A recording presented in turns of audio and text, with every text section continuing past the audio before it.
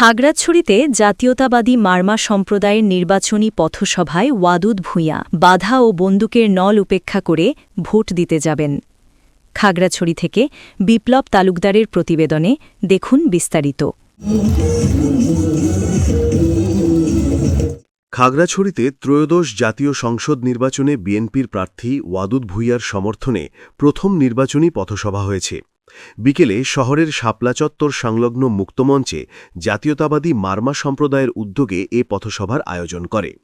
এ উপলক্ষে সরকারি কলেজ মাঠ থেকে বর্ণিল র্যালি বের করা হয়। এতে অংশ নেন মারমা সম্প্রদায়ের শত শত নারী পুরুষ। র্যালিটি শহরের প্রধান প্রধান সড়ক প্রদক্ষিণ করে মুক্তমঞ্চে পথসভায় যোগ দেয়। সেখানে প্রধান অতিথি হিসাবে বক্তব্য রাখেন বিএনপির প্রার্থী ওয়াদুদ ভূঁইয়া। এ সময় তিনি বলেন, মারামারি ও কাটাকাটির রাজনীতি আর নয়। 12 ফেব্রুয়ারির নির্বাচনে বাধা ও বন্দুকের নল উপেক্ষা করে মানব প্রাচীর করে ভোট কেন্দ্রে ভোট দিতে যাবেন। সম্প্রীতির খাগড়াছড়ি গড়তে সকলকে ঐক্যবদ্ধ থাকার আহ্বান জানান বিএনপির প্রার্থী ওয়াদুদ ভূঁইয়া।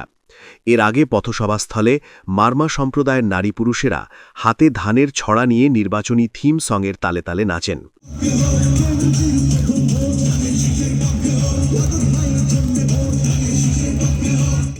পথসভায় জেলা বিএনপি ও মারমা সম্প্রদায়ের নেতৃবৃন্দ উপস্থিত ছিলেন।